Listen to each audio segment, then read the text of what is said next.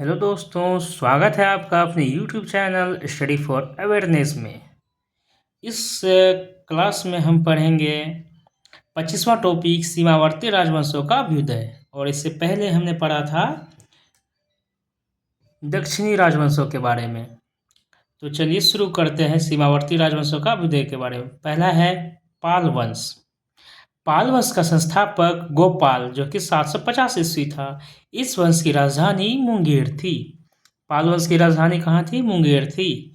पाल शासक बौद्ध धर्म के अनुयायी थे। गोपाल औदंतपुरी विश्वविद्यालय की स्थापना की थी। गोपाल ने औदंतपुरी विश्वविद्यालय की स्थापना की थी। पाल वंश का सबसे महान शासक धर्मपाल था, जिसने विक्रमशिला विश्वविद्यालय की स्थापना की थी। पाल वंश का सबसे महान शासक कौन था? धर्मपाल था। इसी ने विक्रमशिला विश्वविद्यालय की स्थापना की थी। कन्नौज के लिए त्रिपक्षीय संघर्ष पाल वंश, गुर्जर प्रतिहार वंश एवं राष्ट्रकूट वंश के बीच हुआ था। कन्नौज के लिए त्रिपक्षीय संघर्ष किसके बीच हुआ था? पाल वंश के बीच, गुर्जर प्रतिहार वंश एवं राष्ट्रकूट वंश के बीच हुआ था। इसमें पाल वंश की ओर से सर्वप्रथम धर्मपाल शामिल हुआ था। 11वीं सदी के गुजराती कवि सोडठल ने धर्मपाल को उत्तरापथ स्वामी की उपाधि से संबोधित किया। उत्तरापथ स्वामी की उपाधि किससे प्राप्त हुई? धर्मपाल को। सोमपुर महाविहार का निर्माण धर्मपाल ने ही करवाया था। औदंतपुरी जो कि बिहार के प्रसिद्ध बौद्ध मठ का निर्माण भी देवपाल ने करवाया था, जो कि पाल वंश के थे। जावा के शैलेंद्र वंशी नाम शासक बालपुत्र देव के अनुरोध पर देवपाल ने उसे नालंदा में एक बौद्ध विहार बनाने के लिए 5 गांव दान में दिए। गौड़ी रीति नामक साहित्यिक विद्या का विकास पाल शासकों के समय में हुआ। सेन वंश। अब पाल वंश के बारे में आएंगे, उसके बाद सेन वंश के बारे में पढ़ते हैं। सेन वंश की स्थापना सामंत सेन ने राढ़ में की थी। इसकी राजधानी नदिया यानी कि लखनऊती थी। सेन वंश के प्रमुख शासक विजय सेन थे, बल्लाल सेन थे एवं लक्ष्मण सेन थे। सेन वंश का प्रथम शासक विजय सेन था, जो शैव धर्म का अनुयायी था। विजय सेन किस धर्म का अनुयायी था? शैव धर्म का अनुयायी था। और पाल वंश सब किस वंश का था? किस धर्म का था? तो बौद्ध धर्म का अनुयायी था पाल शासक।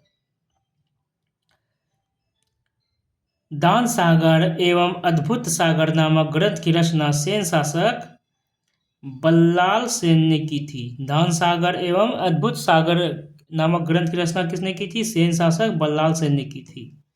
अद्भुत सागर को लक्ष्मण सेन ने पूर्ण रूप दिया था। लक्ष्मण सेन की राज्य सभा में गीत गोविंद के लेखक जयदेव व पवन दूत के लेखक धोई एवं ब्राह्मण सर्वस्व के लेखक हलायुध रहते थे। लक्ष्मण सेन की सभा में कौन रहते थे? गीत गोविंद के लेखक जयदेव, पवन दूत के लेखक धोई एवं ब्राह्मण सर्वस्व के लेखक हलायुध रहते थे। हलायुध लक्ष्मण सेन का प्रधान न्यायाधीश एवं मुख्यमंत्री था। हलायुध कौन था? लक्ष्मण सेन का प्रधान न्यायाधीश एवं मुख्यमंत्री था। विजय सेन ने देवपाड़ा में प्रद्युम्नेश्वर मंदिर जो कि शिव की विशाल मंदिर की स्थापना भी की थी। विजय सेन ने कहाँ पर? देवपाड़ा में। उस मंदिर का नाम क्या है?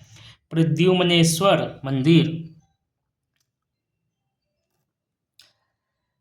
सेन राजवंश प्रथम राजवंश था जिसने अपना अभिलेख सर्वप्रथम हिंदी में उत्कीर्ण करवाया। सेन राजवंश प्रथम राजवंश था जिसने क्या करवाया? अपना अभिलेख सर्वप्रथम हिंदी में उत्कीर्ण करवाया। लक्ष्मण सेन बंगाल का अंतिम हिंदू शासक था। अब पढ़ते हैं कश्मीर के राजवंश के बारे में। कश्मीर पर शासन करने वाले शासक वंश कालक्रम से इस प्रकार थे। पहले थे कारकोट वंश, उसके बाद उत्पल वंश, उसके बाद लोहार वंश। 627 ईस्वी में दुर्लभवर्धन नामक व्यक्ति ने कश्मीर में कारकोट वंश की स्थापना की थी। ह्वेनसांग ने उसके शासनकाल में कश्मीर की यात्रा की थी। 627 ईस्वी में दुर्लभवर्धन नामक व्यक्ति ने कश्मीर में कारकोट वंश की स्थापना की थी। किसने? दुर्लभवर्धन ने। इसी के समय में ह्वेनसांग जो है उन्होंने कश्मीर की यात्रा की थी। कारकोट वंश का सबसे शक्तिशाली राजा ललितादित्य मुक्तापीड था। कश्मीर का मार्तंड मंदिर का निर्माण ललितादित्य मुक्तापीड के द्वारा करवाया गया था। कारकोट वंश के बाद कश्मीर पर उत्पल वंश का शासन हुआ। इस वंश का संस्थापक अवंतीवर्मन था। अवंतीपुर नामक नगर की स्थापना अवंतीवर्मन ने ही की थी। अवंतीवर्मन के अभियंता सुय्य ने सिंचाई के लिए नहरों का निर्माण करवाया। अवंतीवर्मन के अभियंता कौन थे? इंजीनियर सुय्य। इन्होंने क्या किया? सिंचाई के लिए नहरों का निर्माण करवाया। 1980 ईस्वी में उत्पल वंश की रानी दिद्दा एक महत्वाकांक्षी शासिका हुई। उत्पल वंश के बाद कश्मीर पर लोहार वंश का शासन हुआ। उत्पल वंश के बाद कौन हुआ? लोहार वंश का शासन हुआ। लोहार वंश का संस्थापक संग्रामराज था। लोहार वंश का संस्थापक कौन था? संग्रामराज था। संग्रामराज के बाद अनंत राजा हुआ। इसकी पत्नी सूर्यमती ने प्रशासन को सुधारने में उसकी सहायता की। लोहार वंश का शासक हर्ष विद्वान कवि तथा कई भाषाओं का ज्ञाता था। लोहार वंश का शासक हर्ष विद्वान क्या था? कवि तथा कई भाषाओं का ज्ञाता था। लोहार वंश का शासक था। कल्हन हर्ष का आश्रित कवि था। कल्हन कौन था? हर्ष का आश्रित कवि था। जय सिंह लोहार वंश का अंतिम शासक था, जिसने 1128 ईस्वी से 1155 ईस्वी तक शासन किया। जय सिंह लोहार वंश का अंतिम शासक था, जिसने 1128 ईस्वी से 1155 ईस्वी तक शासन किया। जय सिंह के शासन के साथ ही कल्हन की राजतरंगिणी का विवरण समाप्त हो गया। राजतरंगिणी को किसने लिखा? कल्हन ने लिखा। तो इस प्रकार यह वंश भी, कश्मीर के राजवंश भी समाप्त हुआ। अब पढ़ेंगे कामरूप का वर्मन वंश के बारे में। 4वीं शताब्दी के मध्य कामरूप में वर्मन वंश का उदय हुआ। इस वंश के प्रतिष्ठा का संस्थापक पुष्यवर्मन था।